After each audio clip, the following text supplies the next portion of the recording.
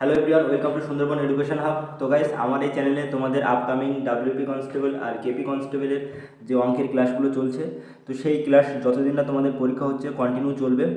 আর আমি এই যে তোমাদের ক্লাসগুলো করাই, প্রতিদিন রাতে ক্লাসগুলো রেকর্ড করে রাখি, বাট আজকে সেই রেকর্ডটা করা হয়নি। তো আমি অফিসের টিফিনের ফাঁকে ক্লাসগুলো রেকর্ড করছি। তো আজকে তোমাদের বেশি অঙ্ক দিতে পারবো না, টোটাল 10টা অঙ্ক করাবো। আর প্রত্যেকটা অঙ্ক তোমরা দেখবে ভেরি ভেরি ইম্পর্টেন্ট, যে অঙ্কগুলো তোমাদের আপকামিং যে কোনো পরীক্ষাতে তোমরা হুবহু কমন পেতে পারবে। আর যে অঙ্কগুলো আজকে করাচ্ছি, এই অঙ্কগুলো বিগত বছরের বহু পরীক্ষায় বহু বছর এসছে।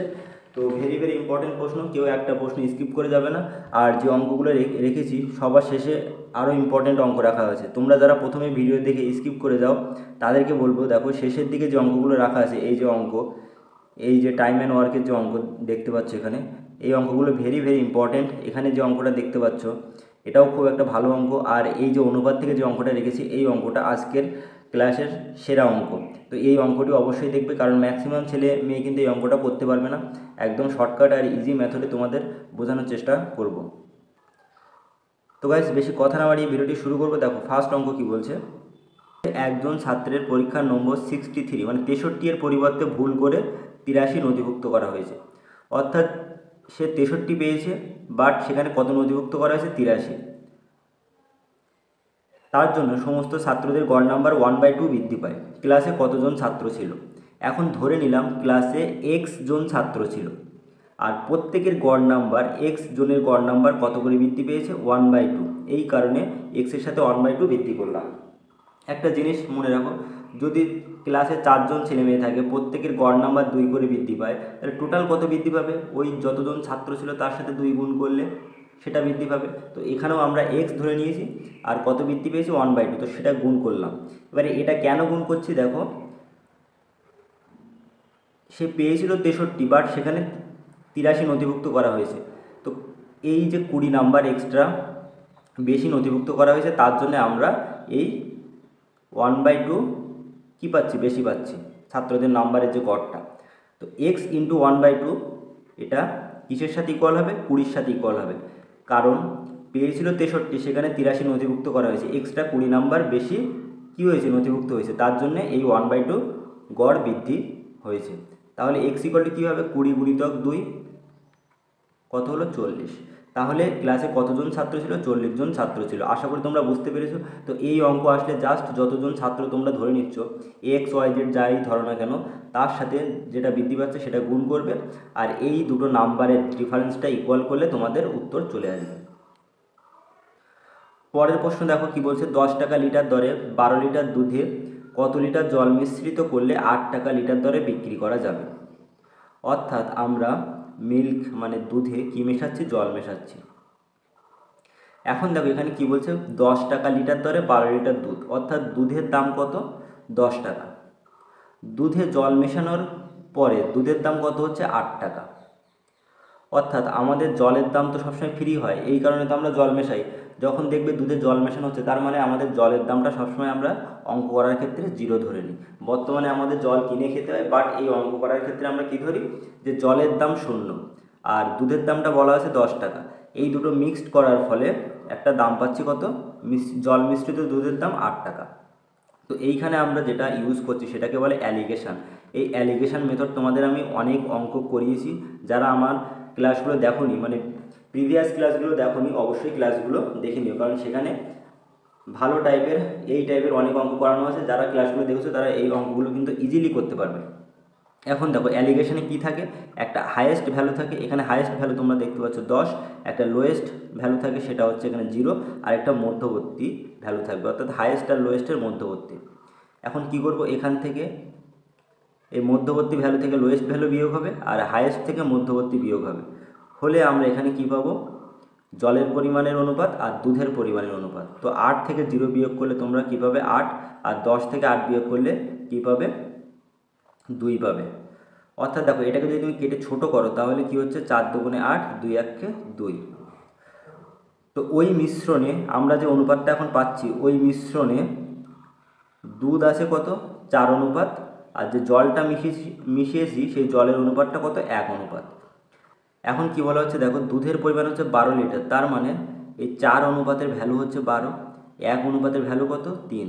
তো বলছে কত লিটার জল মেশানো হয়েছে, তো জল মেশানো হয়েছে কত অনুপাত 1 তার মানে রাইট অ্যান্সার হয়ে যাবে 1 ভ্যালু হচ্ছে 3 লিটার, তো 3 litre is the right answer. আশা করি তোমাদের বোঝাতে পেরেছি।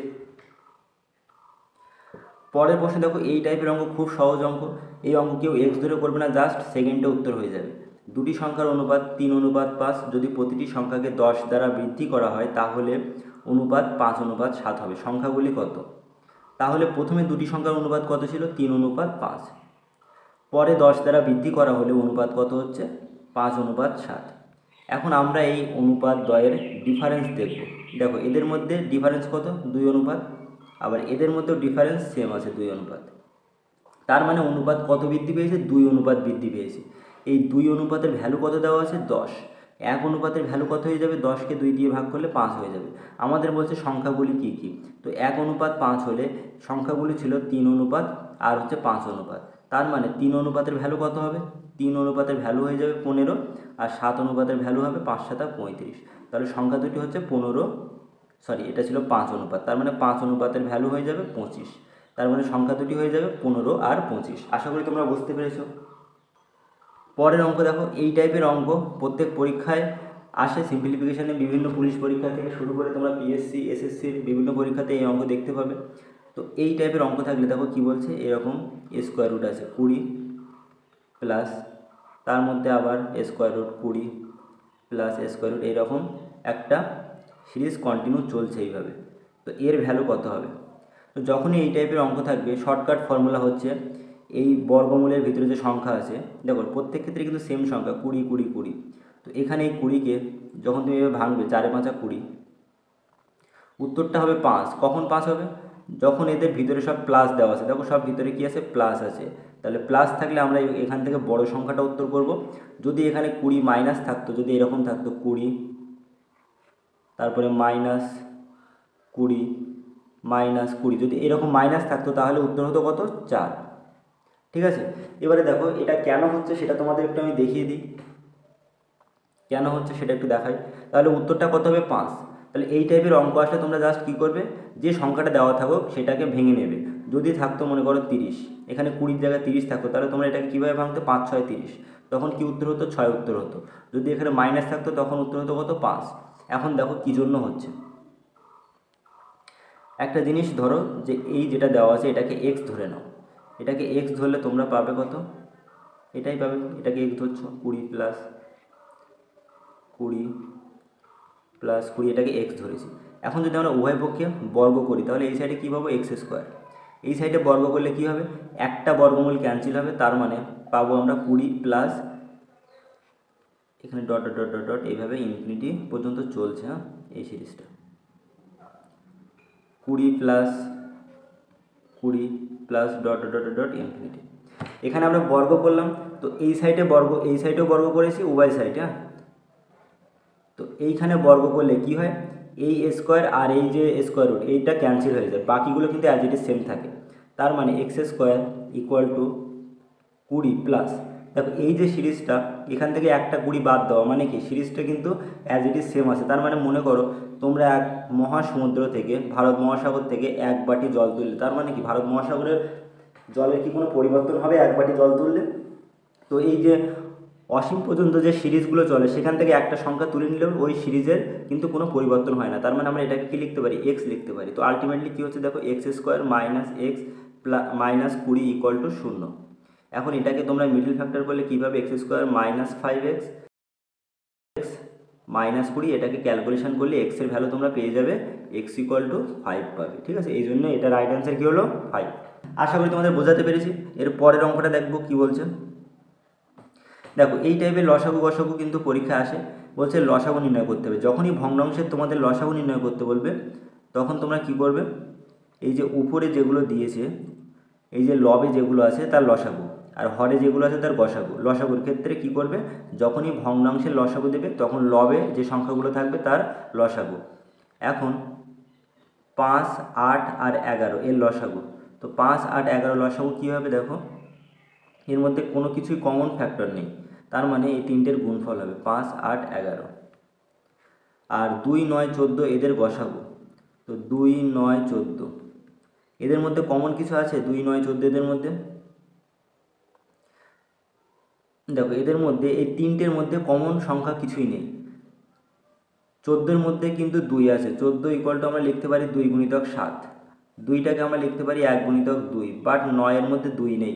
তার মানে এই তিনটে সংখ্যার মধ্যে শুধু কমন আছে কি 1 আছে, তার মানে এদের গসাগু কী হবে 1 হয়ে যাবে।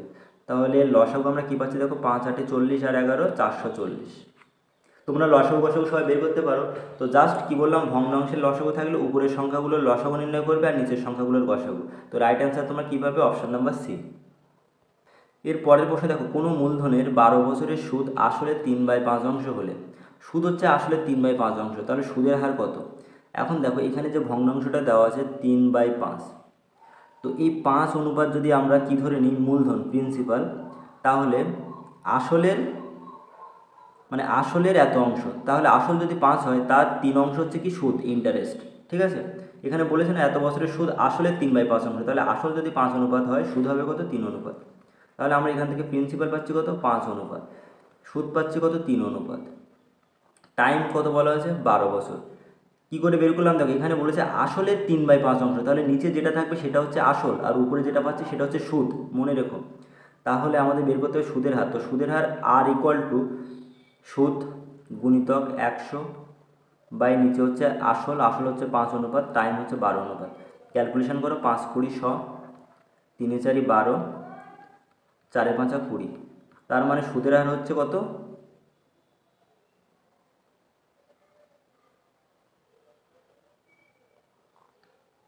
দেখো এখানে অপশান একটু ভুল আছে, সুদের হার হয়ে যাবে তোমাদের 5%। সুদের হার কত পার্সেন্ট হবে, 5% হবে। আশা করি তোমাদের বোঝাতে পেরেছি। পরের অঙ্কটা দেখো, ভেরি ভেরি ইম্পর্টেন্ট একটা অঙ্ক। এ একটি কাজ 7 দিনে 20% করতে পারে, বি ওই কাজটি 7 দিনে ওই একই কাজ 25% করতে পারে। যদি তারা একসাথে কাজ করে তবে তারা 7 দিনে কত শতাংশ কাজ করবে? এ করছে কত 7 দিনে 20%। এখন 20%কে যদি আমরা ভগ্নাংশে করে নিই তাহলে কী পাবো 1/5। তার মানে টোটাল কাজ যদি 5 অনুপাত হয়ে থাকে, বি 7 দিনে করছে কত 1 অনুপাত কাজ। তাহলে বি ধরে নাও বি একটি কাজ 1 অনুপাত কাজ করে 7 দিনে, সরি এ 1 অনুপাত কাজ করে 7 দিনে, তার মানে এ 5 অনুপাত কাজ করবে কত দিনে 35 দিনে, অর্থাৎ এর ক্ষেত্রে ওই কাজটি করতে কতদিন টাইম লাগবে 35 দিন। এরপরে দেখো বি এর ক্ষেত্রে বি 7 দিনে 25% করছে, তো 25%-এর ফ্র্যাকশন ভ্যালু কত হচ্ছে 1/4। তার মানে যদি টোটাল কাজ 4 অনুপাত হয়ে থাকে, বি 7 দিনে করে 1 অনুপাত কাজ, তার মানে বি এর ক্ষেত্রে কী হচ্ছে বি 1 অনুপাত কাজ করে 7 দিনে। তো বি এর ক্ষেত্রে টোটাল কাজ হচ্ছে 4 অনুপাত, তো 4 অনুপাত কাজ করবে কত দিনে 28 দিনে। অর্থাৎ এ যে কাজটি 35 দিনে করে, বি ওই একই কাজ করছে কত দিনে 28 দিনে। তো এখান থেকে আমরা এ আর বি এর কাজের অনুপাতটা কর্মক্ষমতার যে এফিসিয়েন্সি তার অনুপাত পেয়ে যাব। তো এখান থেকে আমরা এ বাই বি ইকুয়াল টু কী লিখতে পারি, দেখো এ গুণিতক 35 আর বি গুণিতক 28 আমরা ইকুয়াল করে দিলাম কেন, কারণ দুজনের কাজের পরিমাণটা কিন্তু ইকুয়াল, সেম কাজ, যে কাজটা এ 35 দিনে করে ওই একই কাজ বি 28 দিনে করে, এই জন্য ইকুয়াল করলাম। এখান থেকে আমরা এ আর বি এর যে এফিসিয়েন্সি কর্মক্ষমতা তার অনুপাতটা পেয়ে যাব। তো 28/35, তো এটাকে 7 দিয়ে কাটলে 4 7 28 আর 5 7 35, তার মানে কি হচ্ছে 4/5। অর্থাৎ এ একদিনে 4টে কাজ করে, বি একদিনে 5টা কাজ করে। এখান থেকে আমরা টোটাল ওয়ার্কটা পেয়ে যাব। দেখো এ করছে 35 দিনে কাজ করছে, এ একদিনে কটা কাজ করে 4টে কাজ, তো টোটাল কাজ কত হয়ে যাবে, টোটাল কাজ হয়ে যাবে 4 গুণিতক 35। এ 35 দিনে কাজ শেষ করে আর একদিনে 4টে কাজ করলে টোটাল কাজ হয়ে যাবে 140। এখন দেখো বলছে যদি তারা একসাথে কাজ করে তারা 7 দিনে কত কাজ সম্পন্ন করবে। তারা দেখো একসাথে একদিনে কটা কাজ করে, এ যদি 4টে কাজ করে বি 5টা কাজ করে, তারা একদিনে করছে কত 9টা কাজ করছে। তো তারা 7 দিনে কটা কাজ করবে, একদিনে 9টা কাজ করলে তারা 7 দিনে 63টা কাজ করবে, আর টোটাল কাজ কত 140। তো এখান থেকে আমরা পার্সেন্টেজ বের করে ফেলবো, তারা 7 দিনে 140টি কাজের মধ্যে 63টি কাজ করে, তাহলে 100টির মধ্যে কতটি কাজ করবে সেটা বের করলে আমাদের পার্সেন্টেজ বেরিয়ে যাবে। এখন দেখো 140-এর মধ্যে কতটি কাজ করছে 63টি, 100-এর মধ্যে কত করবে ক্যালকুলেশন করো,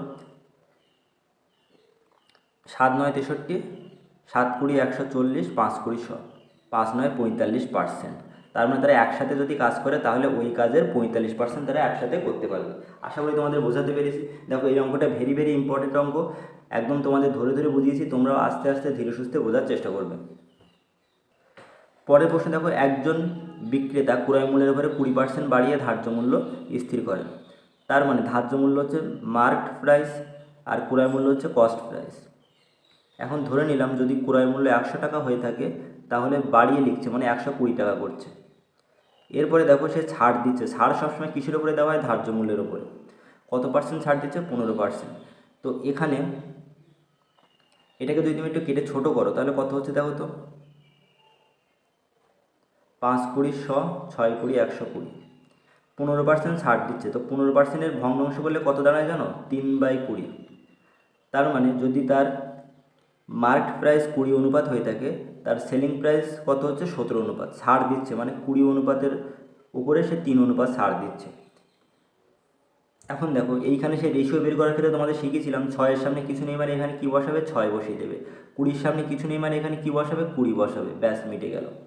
তো এখান থেকে দেখো আমরা ক্রয় মূল্য কত পাচ্ছি? 5 20 100 100। আমাদের মার্কেট প্রাইস দেখার দরকার নেই, আমরা বিক্রয় মূল্য বের করব। বিক্রয় মূল্য 6 17 102। অর্থাৎ দেখো সে কিনছে 100 টাকায়, বিক্রি করছে 2 টাকায়, তাহলে লাভ কত হচ্ছে? 2%। 100 টাকায় 2 টাকা লাভ মানে কত? 2%। তো D is the right answer. পরের প্রশ্ন কি বলছে দেখো, 153 মানে 15,370-এর সঙ্গে কোন ক্ষুদ্রতম সংখ্যা যোগ করলে যোগফলটি পূর্ণবর্গ সংখ্যা হবে? পূর্ণবর্গ সংখ্যা কোনগুলো? দেখো 4 একটা পূর্ণবর্গ সংখ্যা, কারণ 4 হচ্ছে 2-এর স্কোয়ার।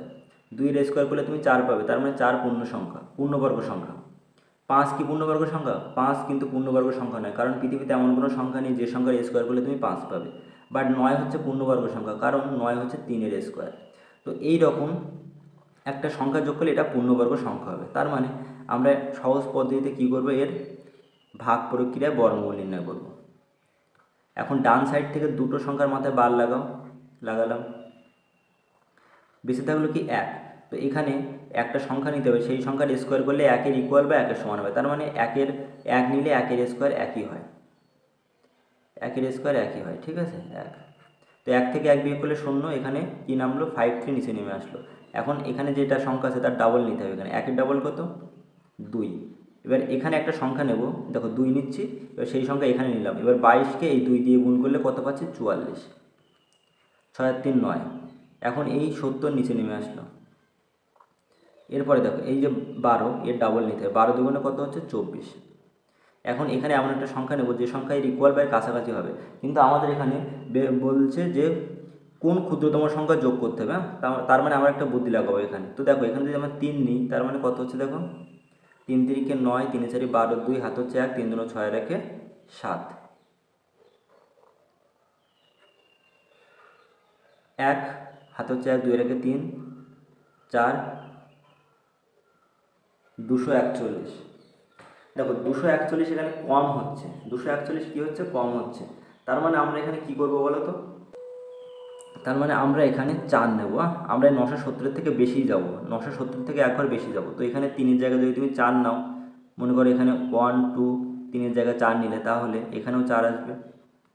তো 4 দিয়ে গুণ করো, দেখো এখানে ছিল 970, তো 4 4 16, 6 হাতে হচ্ছে 1, 4 4 16 আর 1 17, 7 হাতে হচ্ছে 1, 4 2 8 আর 1 9। তার মানে এক্সট্রা কত পাচ্ছ বলো তো? 6। এক্সট্রা কত পাচ্ছ? এই 976 থেকে 970 বিয়োগ করলে কত আসছে? 6 আসছে, 6। তার মানে দেখো এই ক্ষেত্রে 124-এর যদি তুমি স্কোয়ার করো, 124-এর স্কোয়ার করে তুমি কী পাবে?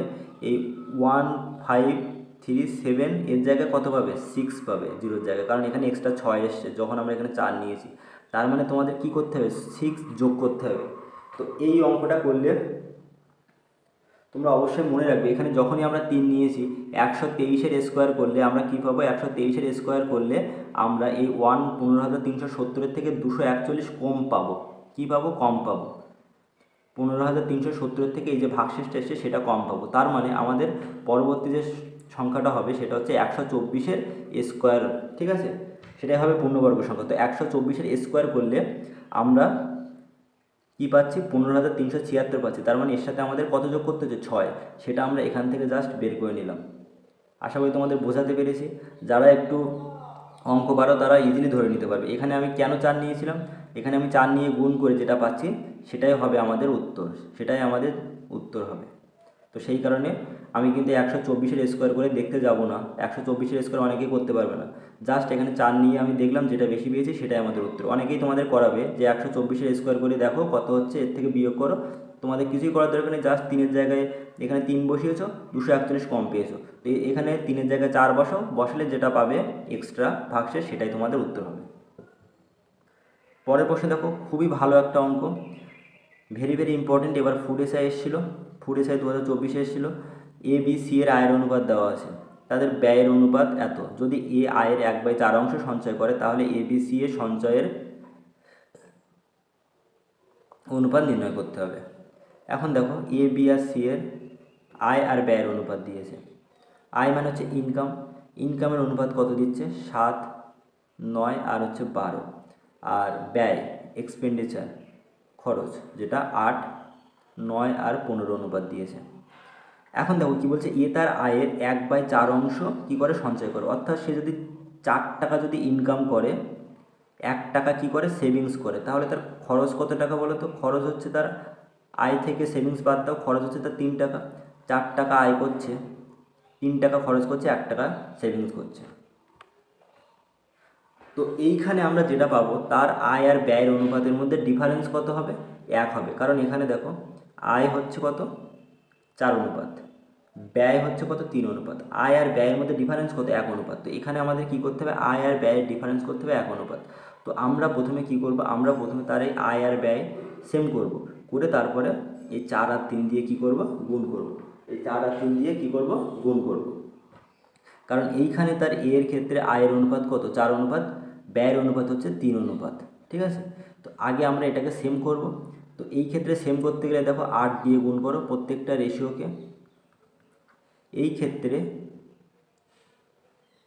সেম করতে গেলে 7 দিয়ে গুণ করো, তার মানে কত হচ্ছে দেখো, এর ক্ষেত্রে 27টা 56, আবার এখানে কত হচ্ছে 27টা 56। তাহলে এর আয় ব্যয় সেম হয়ে গেল, এই ক্ষেত্রে এর আয় ব্যয় সেম হয়ে গেল। বি কত হবে দেখো, 8 9 72, 7 9 63। এ কত, সি কত হচ্ছে 8 12 96, 7 15 105। এখন আবার একটা লাইন করতে হবে, সেই লাইনটা করলে তোমাদের উত্তর চলে আসবে। এবারে কি করবে দেখো, ইনকাম কত অনুপাত, 4 অনুপাত। তো এখানে জাস্ট 4 দিয়ে গুণ করো, এখানে কি করবে, এখানে জাস্ট 3 দিয়ে গুণ করবে, তাহলে তাদের সঞ্চয়ের অনুপাত তোমরা পেয়ে যাবে। তার মানে দেখো এখান থেকে তোমরা কী পাচ্ছ দেখো তো, এদের মধ্যে ডিফারেন্স কত, 1 অনুপাত, ডিফারেন্স 1 অনুপাত। তার মানে 4 × 56 আর 56 × 3 করলে তোমরা কী পাবে, সেভিংস। এর ক্ষেত্রে সেভিংস পাবে 56 রেশিও। বি এর ক্ষেত্রে কী পাবে, বি এর ক্ষেত্রে এখানে পাবে 72 আর 63। এখানে কিন্তু 56 পাবে। তো দেখো 56 কোথায় আছে, এটা আছে, তো এটাই কিন্তু রাইট অ্যান্সার হয়ে যাবে। কেন আমরা বের করতে পারলাম, দেখো এর ইনকাম রেশিও আর খরচের রেশিও সেম। তো এই যে 4 তুমি যদি গুণ করো, 4 × 56 বিয়োগ কত হবে, 3 × 56। তো এখান থেকে 56 কমন নিলে তোমরা কী পাচ্ছ, 4 - 3 মানে 1 থাকছে, 56 1 56। তো এর সেভিংস কত হবে, এর সেভিংস হবে 56 অনুপাত। তো বাকিগুলো দেখো অপশানে একটাই আছে, এর সেভিংস 56, তো option A is the right answer. বাকিগুলো তোমরা বের করে দেখবে। তো এই 72-এর সাথে 4 গুণ করবে, 63-র সঙ্গে 3 গুণ করে মাইনাস করবে, করলে তোমাদের কী চলে আসবে, আসবে বি এর সঞ্চয়ের অনুপাত। তো এটা দেখার দরকার নেই, জাস্ট এখানে অপশান মিলে গেছে, মানে বাকিগুলো যে করবে তার টাইম নষ্ট হবে। এখানে এই 96-এর সাথে 4 গুণ করবে, আর 105-এর সঙ্গে 3 গুণ করে যেটা পাবে সেটা হচ্ছে সি এর সঞ্চয়ের অনুপাত। আশা করি তোমাদের বোঝাতে পেরেছি। তো এই টাইপের অঙ্ক যদি তোমাদের আসে, তোমরা কী করে, প্রথম এই যেটা আমি লিখলাম এদের আয়ের অনুপাতগুলো লিখেছি, তারপর ব্যয়ের অনুপাত লিখেছি। এখন এখানে বলছে এ তার আয়ের 1/4 অংশ সঞ্চয় করে, তার মানে এ যদি 4 টাকা ইনকাম করে, তাহলে মানে 3 টাকা সে খরচ করে, 1 টাকা সেভিংস করছে। তো আমরা এখানে কি করলাম, আমরা প্রথমে এর যে আয় ব্যয় সেটাকে সেম করলাম। সেটা কিভাবে করলাম দেখো, এই 8টা এখানে গুণ করে প্রত্যেকটা রেশিওকে গুণ করলাম ইনকামের সাথে, আর এই 7 দিয়ে ব্যয়ের যে রেশিওগুলো দেওয়া আছে প্রত্যেকের সাথে গুণ করে পেলাম এটা। এখন এর দেখো আয় ব্যয় সেম করে নিয়েছি, করে একটার সাথে 4 দিয়ে গুণ করেছি, একটাকে 3 দিয়ে গুণ করেছি, করে বিয়োগ করলে তোমরা এদের কী পাবে, সঞ্চয়ের অনুপাত পাবে। কারণ আয় থেকে ব্যয় বাদ দিলে, ইনকাম থেকে খরচ বাদ দিলে তোমরা কী পাবে, সেভিংস পাবে। সেটাই জাস্ট করা হয়েছে এখানে। তো গাইস, আশা করি তোমাদের বোঝাতে পেরেছি। আর আজকের ভিডিওটি এই পর্যন্ত, কারণ আজকে আমি অফিসে বসেই এই অঙ্কগুলো করাচ্ছি। ম্যাক্সিমাম 20টা করে অঙ্ক তোমাদের প্রতিদিন করে, বাট আজকে 10টা অঙ্ক করালাম। টাইম একদম লিমিটেড, টিফিনের সময় এই গরমের মধ্যে পুরো একদম ঘেমে তোমাদের অঙ্কগুলো দিচ্ছি। তো আশা করি তোমরা অবশ্যই ভিডিওটা ভালো লাগবে তোমাদের। আর ভালো লাগলে অবশ্যই ভিডিওটি মানে শেয়ার করে দিও। আজকের ভিডিও এই পর্যন্ত। Thank you, bye by.